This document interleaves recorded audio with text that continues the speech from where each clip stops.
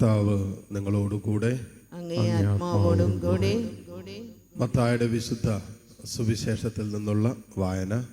കർത്താവേ, അങ്ങേക്ക് മഹത്വം. അധ്യായം 10, 34 മുതൽ 11:1 വരെയുള്ള തിരുവചനങ്ങൾ. ഭൂമിയിൽ സമാധാനമാണ് ഞാൻ കൊണ്ടുവന്നിരിക്കുന്നത് എന്ന് നിങ്ങൾ വിചാരിക്കരുത്. സമാധാനമല്ല, വാളാണ് ഞാൻ കൊണ്ടുവന്നിരിക്കുന്നത്. എന്തെന്നാൽ ഒരുവനെ തൻ്റെ പിതാവിനെതിരായും മകളെ അമ്മയ്ക്കെതിരായും മരുമകളെ അമ്മായിയമ്മയ്ക്കെതിരായും ഭിന്നിപ്പിക്കാനാണ് ഞാൻ വന്നിരിക്കുന്നത്.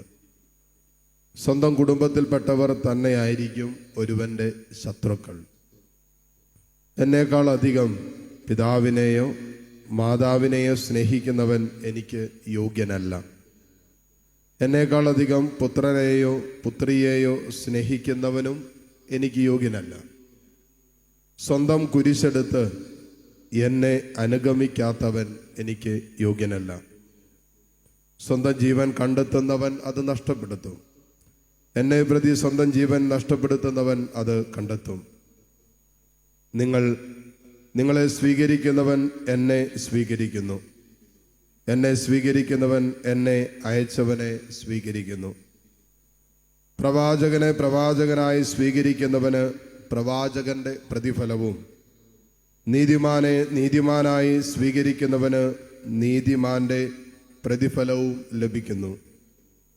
ഈ ചെറിയവരിൽ ഒരുവന് ശിഷ്യന് എന്ന നിലയിൽ ഒരു പാത്രം വെള്ളമെങ്കിലും കൊടുക്കുന്നവന് പ്രതിഫലം ലഭിക്കാതിരിക്കുകയില്ലെന്ന് സത്യമായി ഞാൻ നിങ്ങളോട് പറയുന്നു.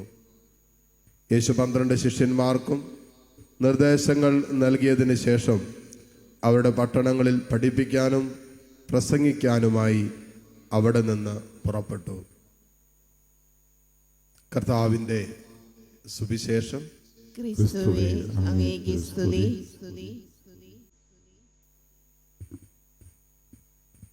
മിശിഹായിൽ ഏറ്റവും സ്നേഹമുള്ള മാതാപിതാക്കളെ, സഹോദരി സഹോദരങ്ങളെ, നമ്മളിന്ന് വായിച്ചു കേട്ട സുവിശേഷ ഭാഗത്തിൻ്റെ ആദ്യ ഭാഗം വായിച്ചു കേൾക്കുമ്പോൾ വളരെയധികം തെറ്റിദ്ധാരണയും അസ്വസ്ഥതയൊക്കെ ഉണ്ടാകാൻ സാധ്യതയുള്ള ഒരു വചനഭാഗമാണ്. ഈശോ ലോകത്തിലേക്ക് വന്നത് തന്നെ സമാധാനത്തിൻ്റെ രാജാവായിട്ടാണ്. ഇന്നത്തെ സുവിശേഷ ഭാഗത്ത് നമ്മൾ കേട്ടു, സമാധാനമല്ല ഭിന്നതയാണ്, വാളാണ് ഞാൻ കൊണ്ടുവന്നിരിക്കുന്നതെന്ന് ഈശോ തന്നെയാണ് പറഞ്ഞത്. അപ്പോൾ ഇത് കേട്ട് കഴിയുമ്പോൾ നമുക്ക് തന്നെ ഒരു കൺഫ്യൂഷനൊക്കെ മനസ്സിൽ വന്നാകാം, ഇതെന്താണ് ഈശോ ഇങ്ങനെ പറയുന്നത്. ചില കാര്യങ്ങൾ, പ്രത്യേകിച്ച് ബൈബിളിലെ ചില വിഷയങ്ങളെക്കുറിച്ച് നമ്മൾ മനസ്സിലാക്കുമ്പോൾ ബൈബിളിൻ്റെ സമഗ്രതയിൽ നിന്നും അതിൻ്റെ പൂർണ്ണതയിൽ നിന്നും നമ്മൾ വായിച്ചാൽ ചില കാര്യങ്ങൾക്ക് നമുക്ക് വ്യക്തത കിട്ടുകയുള്ളൂ.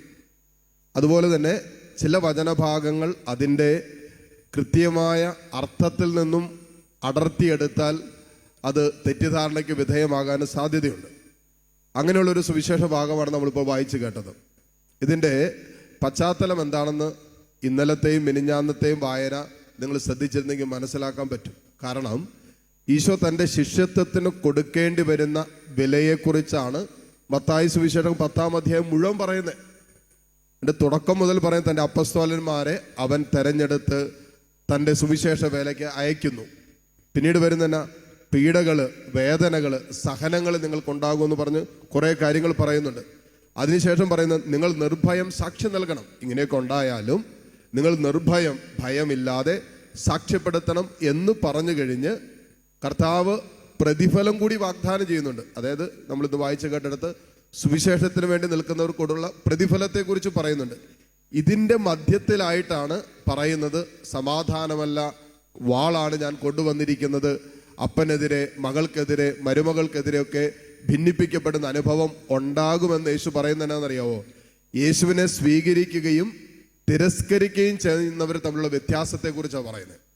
അപ്പോൾ ഈ സുവിശേഷ വേലയുമായി അപ്പസ്തോലന്മാർ ഇറങ്ങുമ്പോൾ, ശുശ്രൂഷകൾക്കായിട്ട് അപ്പസ്തോലന്മാർ നിയോഗിക്കപ്പെട്ട് ഇറങ്ങുമ്പോൾ, അവർ ദൈവരാജ്യത്തിൻ്റെ സുവിശേഷം, അനുതാപത്തിൻ്റെ സുവിശേഷമൊക്കെ പ്രസംഗിക്കുമ്പോൾ ചിലവർ സ്വീകരിക്കും, ചിലവർ സ്വീകരിക്കാതിരിക്കും.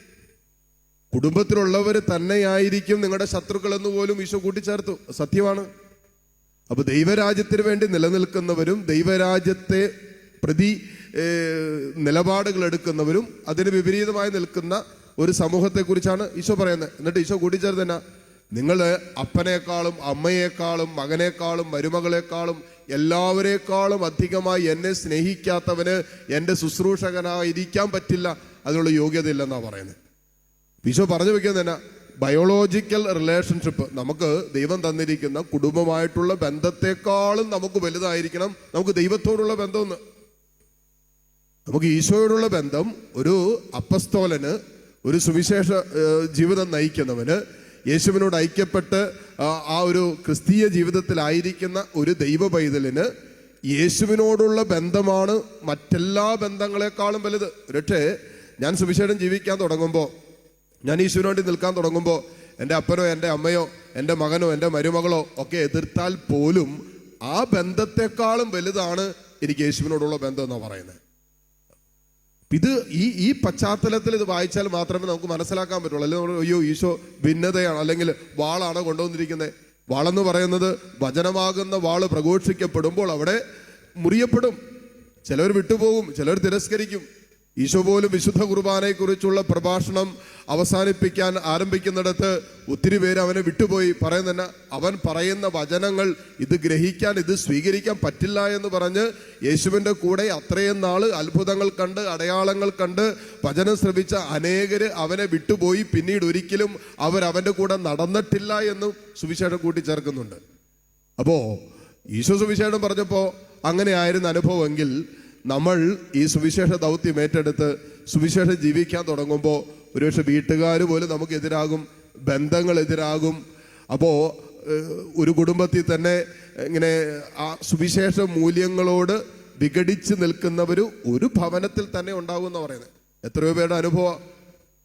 വചനം കേൾക്കാൻ വരുമ്പോൾ ഇവിടെ ശനിയാഴ്ചത്തേക്ക് കൺവെൻഷനൊക്കെ വരുന്നവർ എത്രയോ പേരുടെ അനുഭവം അവർ പറഞ്ഞിട്ടുള്ളതാണ്. പക്ഷേ ശനിയാഴ്ച ഞങ്ങൾ വചനം കേൾക്കാൻ ഒരു ദിവസം വീട്ടിലെല്ലാ പണിയും തീർത്ത് വെച്ചിട്ടാണ് വരുന്നത്. ഭർത്താവ് വീട്ടിൽ വരുന്നതിന് മുമ്പേ തിരിച്ച് എല്ലാം ചെയ്യും, അവിടെ ഒരു കുറവുമില്ല. എന്നാലും ഈ ശുശ്രൂഷയ്ക്കൊക്കെ പോകുമ്പോൾ വീട്ടുകാരുടെ വായിലിരിക്കുന്ന മുഴുവൻ കേട്ടിട്ടച്ച ചില സമയത്ത് വരുന്നത്. ഭർത്താവിന് ഇഷ്ടമില്ല, മക്കൾക്ക് ഇഷ്ടമില്ല. ഞങ്ങൾ തിരിച്ച് വീട്ടിൽ ചെന്ന് കഴിയുമ്പോൾ ഇവരുടെ വായിലിരിക്കുന്ന മുഴുവൻ കേൾക്കണം. ഇത്രയൊക്കെ പ്രതികൂലങ്ങൾ സ്വന്തം ഭവനത്തിൽ തന്നെ ഉണ്ടാകുമ്പോൾ യേശുവിനോട് ചേർന്ന് ജീവിക്കാൻ തുടങ്ങും. എന്നിട്ട് അവസാനം പ്രതിഫലത്തെക്കുറിച്ച് പറയുന്നുണ്ട്. എപ്പോഴാണെന്നറിയാവോ?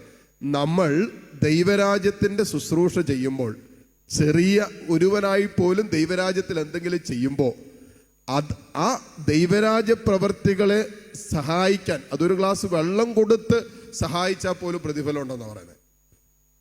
ശിഷ്യൻ എന്ന നിലയിൽ, ഈ ദൈവരാജ്യത്തിൻ്റെ ശിഷ്യൻ എന്ന നിലയിൽ ഒരു പാത്രം, ഒരു ഗ്ലാസ് വെള്ളമെങ്കിലും കൊടുത്താൽ പ്രതിഫലം ഉണ്ടെന്നാണ് പറയുന്നത്. ഇത് സുവിശേഷ വേലയ്ക്ക് നമ്മൾ കൊടുക്കേണ്ട വിലയെക്കുറിച്ച് പറഞ്ഞ് അവസാനിപ്പിക്കുമ്പോൾ ദൈവം നമുക്ക് തന്നിട്ടുള്ള എല്ലാ അനുഗ്രഹങ്ങളും ദൈവരാജ്യത്തിൻ്റെ ശുശ്രൂഷകൾക്ക് വേണ്ടി പ്രയോജനപ്പെടുത്തണം എന്നുകൂടിയുണ്ട്. ഇപ്പം നമ്മളെ കൊണ്ട് ചെയ്യാൻ പറ്റുന്ന ദൈവരാജ്യ ശുശ്രൂഷകൾ നമ്മൾ ചെയ്യണം എന്ന് മാത്രമല്ല, ദൈവരാജ്യ ശുശ്രൂഷകളെ നമുക്ക് എങ്ങനെയൊക്കെ സപ്പോർട്ട് ചെയ്യാൻ പറ്റുമോ അങ്ങനെയൊക്കെ സപ്പോർട്ട് ചെയ്യണം എന്നുകൂടിയാണ് ഇന്നത്തെ സുവിശേഷം പറയുക. ഇന്നത്തെ സുവിശേഷത്തിൻ്റെ മുഴുവൻ പശ്ചാത്തലം എടുത്ത് നോക്കിക്കഴിഞ്ഞാൽ എന്നെയും നിങ്ങളെയും യഥാർത്ഥ സുവിശേഷ വേലയ്ക്കുള്ള വിളി കർത്താവ് തരുമ്പോൾ ആ വിളിയിലുണ്ടാകാൻ സാധ്യതയുള്ള ബുദ്ധിമുട്ടുകൾ, സഹനങ്ങൾ, പീഡനങ്ങൾ, അസ്വസ്ഥതകൾ, ഇതേക്കുറിച്ചെല്ലാം പറഞ്ഞ് അവസാനിപ്പിച്ചിട്ട് പറയാണ് പ്രതിഫലമുണ്ട്. നമുക്ക് പ്രതിഫലമുണ്ട്, ചെയ്യുന്നവർക്ക് പ്രതിഫലമുണ്ട്. ആ ശുശ്രൂഷകളെ ഏതെങ്കിലുമൊക്കെ രീതിയിൽ സഹായിക്കാൻ സന്നദ്ധത കാണിക്കുന്നവർക്കും പ്രതിഫലമുണ്ടെന്ന് കർത്താവ് വാഗ്ദാനം ചെയ്യുക. ഈ ദൈവിക വാഗ്ദാനത്തിലേക്ക് ഉറ്റുനോക്കി ജീവിക്കുന്ന ഒരു ദൈവ പൈതലിന് മാത്രമേ സുവിശേഷ ജീവിതത്തിൽ തുടരാൻ പറ്റുള്ളൂ. മനുഷ്യന്റെ പ്രതിഫലത്തിലേക്കോ ലോകത്തിന്റെ പ്രതിഫലത്തിലേക്കോ നോക്കി ജീവിക്കുന്ന ഒരു ദൈവ പൈതൽ ഒരിക്കലും സുവിശേഷ ജീവിതത്തിൽ അധികം നാൾ തുടരാൻ പറ്റില്ല. കുറച്ച് നാൾ കഴിയുമ്പോൾ അവൻ മടുക്കും, കുറച്ച് നാളെ വിട്ടിട്ട് പോകും, കുറച്ച് നാളെ ഉപേക്ഷിച്ചിട്ട് പോകുക. കാരണം എന്താ, എല്ലായിടത്തുനിന്നും വീട്ടുകാരിൽ നിന്ന് പോലും പീഡനങ്ങളും സഹനങ്ങളും ഉണ്ടാകുമ്പോൾ നമുക്ക് എങ്ങനെ പിടിച്ചു നിൽക്കാൻ പറ്റും? അപ്പൊ ഇതെല്ലാം ഉപേക്ഷിച്ചിട്ട് പോകും. അങ്ങനെ ഉപേക്ഷിച്ചിട്ട് പോകാതിരിക്കാനാണ് ഈശോ പറഞ്ഞത്, നിങ്ങളുടെ സ്വന്തം കുരിശും എടുത്ത് എന്നെ അനുഗമിക്കാത്തവൻ എനിക്ക് യോഗ്യനല്ല. നമുക്ക് എന്തെല്ലാം വേദനകളുണ്ട്, നമുക്ക് എന്തെല്ലാം സഹനങ്ങളുണ്ട്, നമുക്ക് എന്തെല്ലാം നമ്മുടെ സ്വകാര്യ ജീവിതത്തിൻ്റെ ദുഃഖങ്ങളും ദുരിതങ്ങളും, ഇതിൻ്റെ ഒക്കെ നടുവിലും ഇവരെക്കാളും ഇതിനേക്കാളും അധികമായി എന്നെ സ്നേഹിച്ചുകൊണ്ട് എൻ്റെ പിന്നാലെ വരാത്തവൻ എനിക്ക് യോഗ്യനല്ല എന്ന് കൃത്യമായ ഭാഷയിലാണ് സുവിശേഷ വേലയുമായി ബന്ധപ്പെട്ട് ഈശോ എഴുതി വെച്ചിരിക്കുന്നത്. അതുകൊണ്ട് കർത്താവിനെ അനുഗമിക്കുക എന്ന് പറയുന്നത് ശരിക്കും ഒരു ക്രിസ്തീയ ജീവിതത്തിൻ്റെ അടിസ്ഥാന ചലഞ്ചാണ്.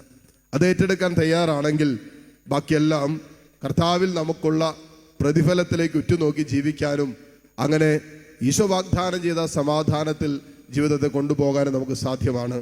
ഈ ബലിയുടെ യോഗ്യതയാൽ യേശുവിനോട് ചേർന്നിരിക്കാനുള്ള കൃപയ്ക്കായി നമുക്ക് പ്രാർത്ഥിക്കാം.